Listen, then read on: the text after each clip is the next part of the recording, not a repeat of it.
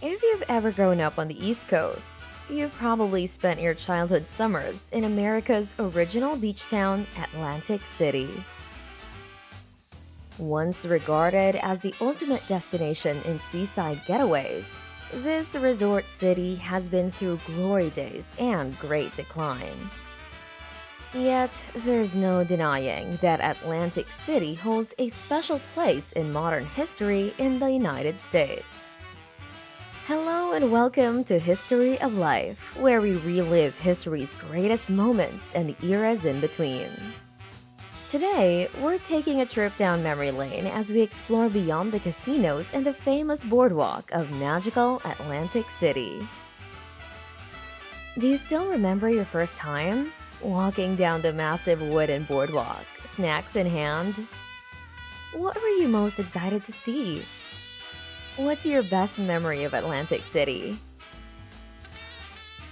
Summer is never complete without a trip down South Jersey to the fabled shore of Atlantic City. Sadly, it has lost much of its luster from its golden age, which came in two waves from when it first opened to the public. Regardless of its current state, we're here to highlight Atlantic City in all its glory and share the cautionary tale of how it all went down. Before the beachfront and boardwalks and casinos, Atlantic City was just a plain settlement. It wasn't even called Atlantic City then. Instead, it was Absecon Island, where the first settlers stayed to collect oysters and clams. Things changed in 1854 when Absecon Island resident Dr. Jonathan Pitney imagined turning it into a wellness resort, where the ocean breeze and salty air might do wonders for ill visitors.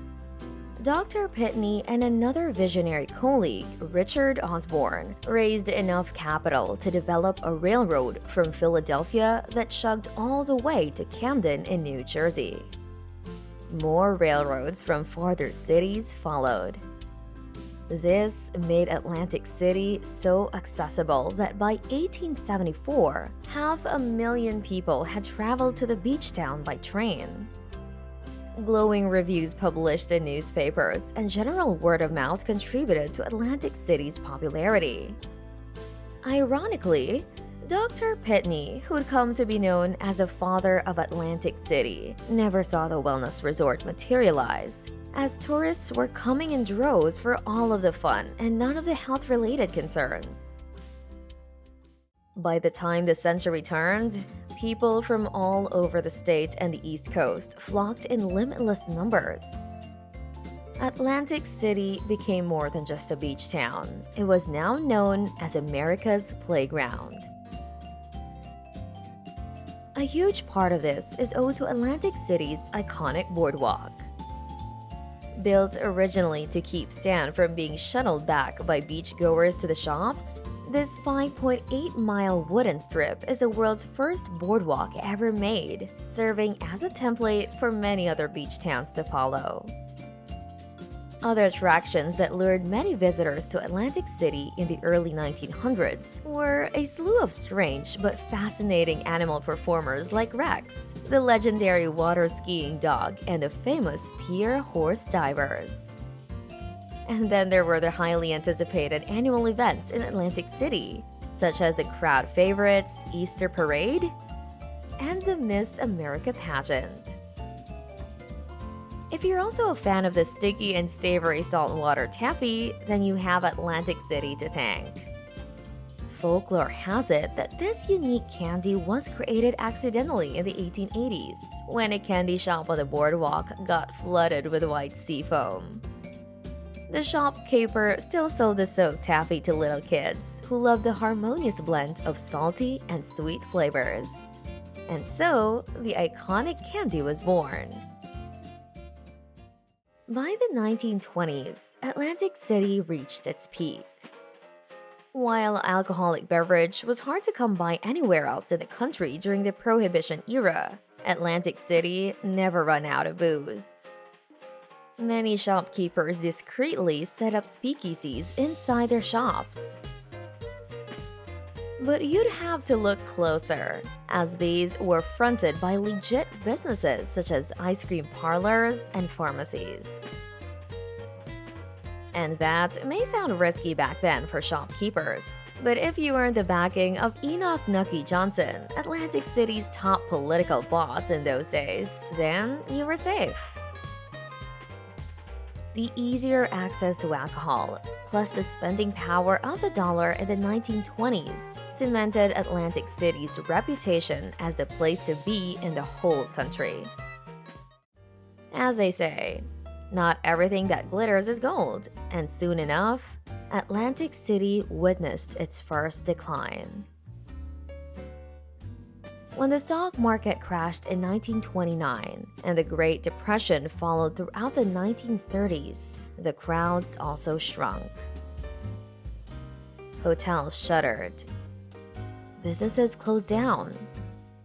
Tourists held tightly to their wallets as spending for recreational activities was frowned upon during that challenging decade. Despite the decline, Atlantic City managed to keep afloat as high society still traveled to the beach town occasionally. Thanks to top-tier jazz spots like Club Harlem and 500 Club, many tourists still trek to Atlantic City to see Frank Sinatra, Sammy Davis Jr., Ella Fitzgerald, and more perform in the 1930s. It also helped a lot that during World War II, Atlantic City was utilized by the government as a base camp. Dubbed as Camp Boardwalk, several large hotels and the convention hall were rented out to become a convalescent hospital for wounded soldiers. Enjoying all this insight about Atlantic City so far? What's the one tidbit we've shared that's been mind-blowing for you? Well, stick around, as Atlantic City's story is about to get even more interesting. From the 1930s to the mid-1970s, the resort town of Atlantic City still managed to attract visitors. By some stroke of luck, legislation passed that allowed Atlantic City to become a legalized gambling hub in 1976. Everything shifted as this law soon led to a building spree for hotels, casinos, restaurants, and other businesses in the area. Once again, Atlantic City was brimming with life. In the 1980s, it entered the second wave of its golden age. Glamour and excess were everywhere as establishments like the Atlantic Club Casino Hotel and the Trump Taj Mahal lured high flyers even from the West Coast. Atlantic City also became the boxing mecca of the US during the 1980s, when Mike Tyson held most of his popular televised boxing matches in town. Sadly, for the second time in its history, Atlantic City's house of cards came crashing down. The second decline happened faster than the first, ultimately leading to Atlantic City's eventual collapse. What happened? Why did Atlantic City fail harder when it was already immune from stock market crashes, economic slumps, and even 2 world wars? Toward the end of the 20th century, Atlantic City had lost its tight monopoly on legalized gambling on the East Coast. More modern hotspots like casinos in Indian reservations like Mohegan Sun in Connecticut and Niagara Falls in upstate New York were becoming all the rage. To make matters worse, the Great Recession of 2008 caused another economic downturn that had many people losing their homes and properties. Because too much attention was given to the gambling industry, Atlantic City lost out to other destinations like Las Vegas or Florida, which had other recreational offerings apart from just slot machines. Today, Atlantic City is but a shadow of its once glorious former self. It's unfortunate what happened to Atlantic City. However, we cannot deny that even if it may no longer be a vacation powerhouse as it was in its golden ages, it gave many unforgettable memories for families and friends over the generations. If If Atlantic City were to return to its glory days, would you consider a visit once again? Thank you for watching History of Life. We hope you enjoyed this trip down Atlantic City. Like this video and subscribe to our channel to watch more videos like this. And don't forget to hit that notification bell to know when the next one comes out. See you in the next video.